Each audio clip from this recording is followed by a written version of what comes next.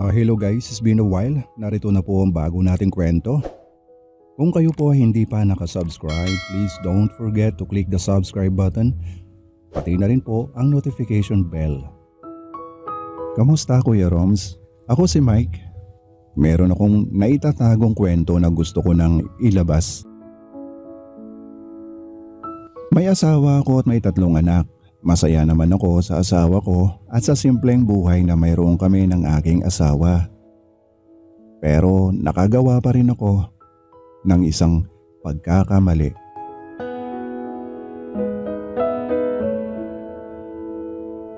Buwan ng Disyembre noon nang makipagkita ako sa isang babae. Ang babaeng ito ay tawagin na lamang natin sa pangalang Risa. Magkasing edad kami ni Risa, kuya. May asawa na rin siya at may 2 ng anak. Si Risa ay kababata ko sa probinsya. Mula elementarya ay classmate ko siya. Pero lingid sa kaalaman niya ay may lihim akong pagtingin o paghanga sa kanya. Dahil nga mga bata pa kami noon at likas na sa akin ang pagkamahiyain, inilihim ko na lamang ang nararamdaman ko para sa kanya. Nang mag-high school ako ay lumipat naman kami sa Maynila. Dito ako nagpatuloy ng pag-aaral. Madalas kong maalala si Risa. Hindi siya mawala sa isip ko hanggang sa naging abala na rin ako sa buhay ko. Nang magtapos ako ay kaagad akong naghanap ng trabaho para makatulong sa magulang. Lumipas pa ang panahon, nakilala ko si Eileen.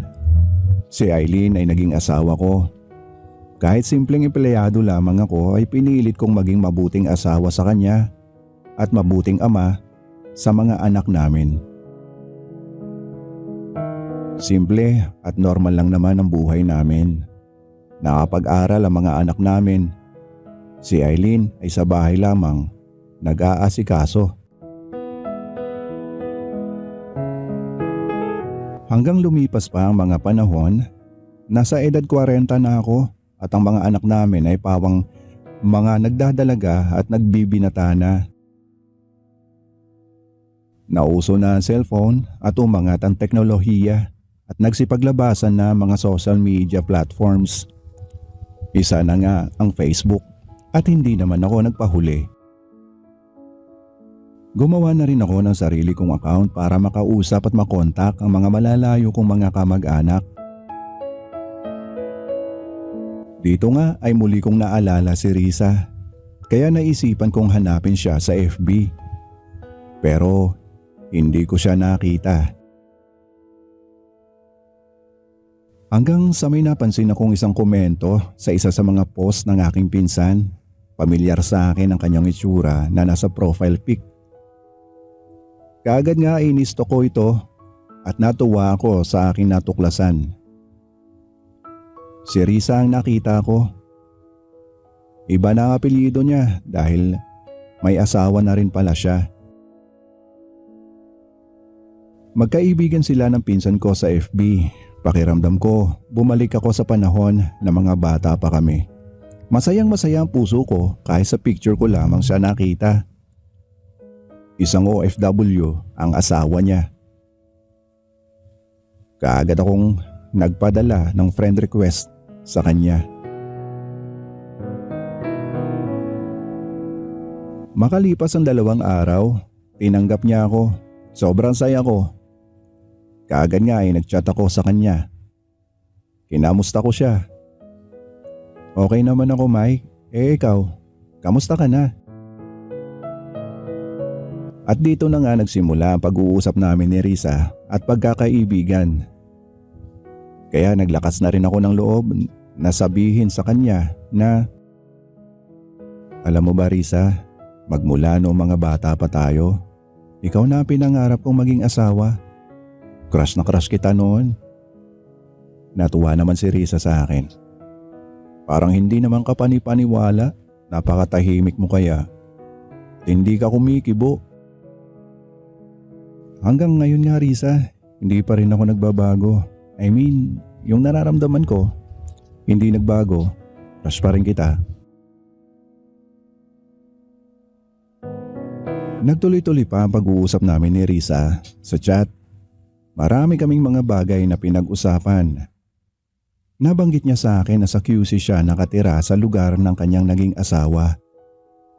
Sabi niya sa akin, "Alam mo Mike, kung nagkita lang tayo nung nagdalaga ako at nagbinata ka tapos niligawan mo ko, tiyak gugustuhin din kita. Ngayon kasi may kanya-kanya na tayong pamilya."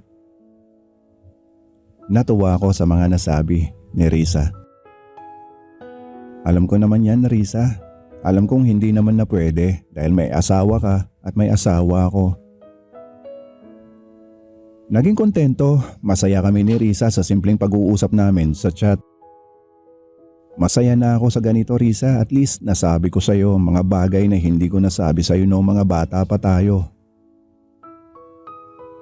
Pakiramdam namin ay kumpleto na ang araw namin kapag magka-chat kami. Hanggang sa dumating na ang panahon na nakatakda pala kaming magkita. Disyembre noon, nabanggit ko sa kanya na may pupuntahan akong kaibigan na malapit lamang sa lugar niya. Baka pwede na tayo magkita, Riz. Kahit saglit lang. Makita lang kita, masaya na ako.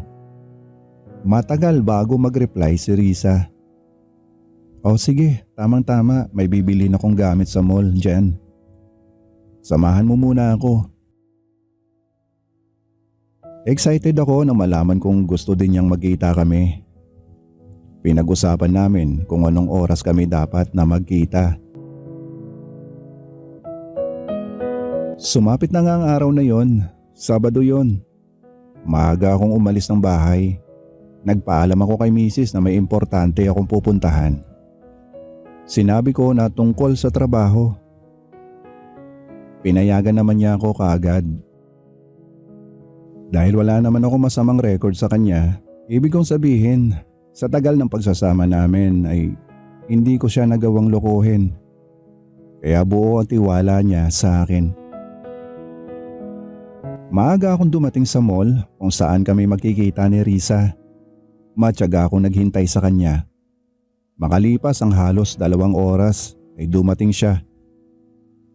Ibang-iba na itsura niya kumpara nung huli kami magkita nung mga bata pa kami.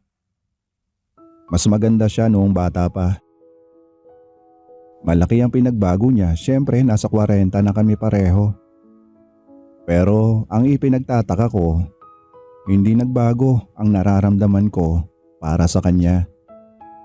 Pakiramdam ko matagal na kaming magkakilala. Pakiramdam ko nasa puso ko siya mula pagkabata namin. Nang kumain nga kaming dalawa ay sinabi ko sa kanya na hindi pa rin nagbago ang nararamdaman ko. Sinabi ko na mahal ko siya pero hindi ko pinagpilitan ang sarili ko sa kanya. Basta masaya ako at nasabi ko sa iyo ng personal ang nararamdaman ko magmula pa noon, Risa. Masaya din ako Mike, pero alam mo naman di ba? Alam mo naman na hindi pwede at salamat at naiintindihan mo ko. Salamat sa pagmamahal mo Mike. Sinamahan ko si Risa sa pamimili niya ng mga gamit sa mall. Masayang masaya ako habang kasama ko siya. Hanggang sa sumapit na nga ang oras na kailangan na naming umuwi sa kanya-kanya naming pamilya. Muli ay nalungkot ako. Pero umaasa na sana ay muli pa kaming magkita. Pagdating ko sa bahay ay kaagad akong nag-chat sa kanya.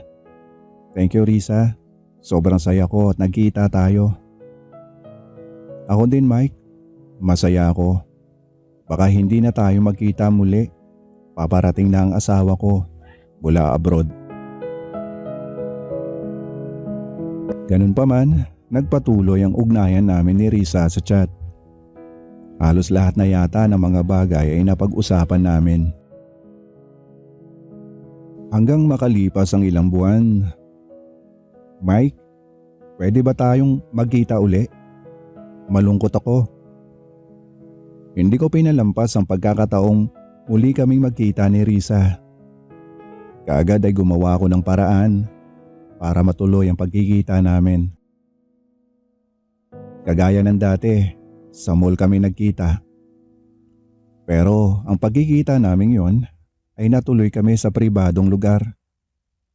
Punong-puno ng pagmamahal may nangyari sa amin ni Risa, kuya. Pareho namin ginusto ang nangyari. Halos ayaw na sana namin maghiwalay pagkatapos, pero hindi namin maitatanggi at maikakaila ang katotohanan.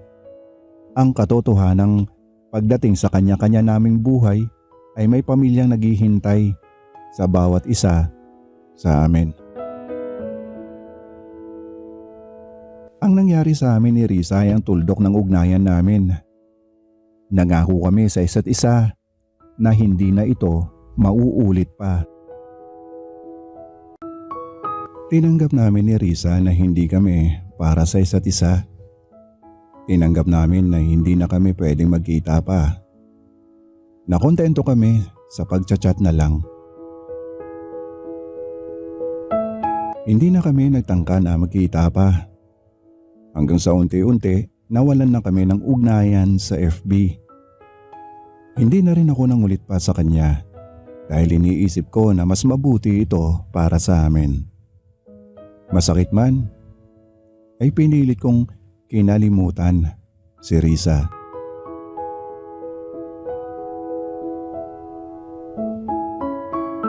Hanggang makalipas ang 3 taon, muling nagparamdam si Risa sa akin. Gusto niya na muli kaming magkita. Hindi ko naman maintindihan ng sarili ko kung bakit hindi na ako kasinsabik ng dati. Siguro dahil mas importante sa akin ang pamilya ko at dahil nararamdaman ko rin sa kanya yon. Sa dating tagpuan namin sa ilalim ng escalator ng isang mall sa QC. Nang makita ko na siya, ay bigla na namang lumundag sa tuwa ang puso ko. Gusto ko siyang yakapin, nakaramdam ako ng sobrang pagkamis sa kanya. Pero iniisip ko na baka may mga taong makakakilala sa amin. Kaya pinigilan ko ang aking sarili. Nang nasa kainan na kami ay seryosong nagbahagi ng kwento si Risa sa akin. Hindi ko alam kung magpapasalamat ako o magsisisi, Mike. Ang nangyari sa atin noon ay nagbunga. Paano nagbunga, Risa? Nabuntis ako, Mike. Oo, nabuntis mo ako sa edad ko. Hindi ko akalain na magdalang tao pa ako. Hindi ko malaman kung ano ang gagawin ko. Gusto ko mabuo ang pagbubuntis ko. Kaya itinago ko ito sa asawa ko. Pero natuklasan niya. Kaya ipinagtapat ko sa kanya na nakagawa ko ng malaking kasalanan. Iniwalayan ako ng asawa ko, Mike. Iniwan niya ako. Hindi na ako nagtangka na kontakin ka. Sinabi ko sa sarili ko na kakayanin ko ang lahat. Kasalanan ko, kaya kailangang pagdusahan ko. Pero makalipas lamang ng 1 buwan, bumalik ang asawa ko sa akin.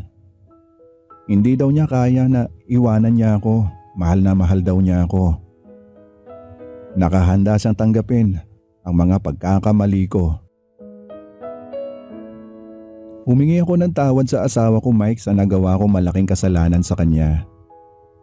Pinatawad niya ako at binigyan ng isa pang pagkakataon. Inako niyang anak niya ang batang dinadala ko. At magmula nga noon ay wala na akong narinig na sumbat mula sa kanya, Mike. Dito ko naramdaman kung gaano kawagas ang pagmamahal niya sa akin. Magkahalong emosyon ang nangibabaw sa akin, Kuya Roms. Masaya, malungkot. Pero nagising ako sa katotohanan. Na-realize ko na sobrang laki ng nagawa kong pagkakamali. Sinulit na lamang namin ni Risa ang mga oras na magkasama kami. Namasyal kami at pagkatapos ay umuwi na kami sa kanya-kanya naming pamilya.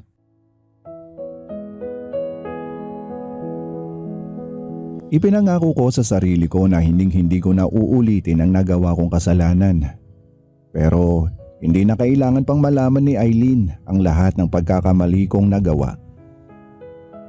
Ayokong malaman niya ang mahalaga para sa akin ay ang pagsisisi ko sa nagawa ko.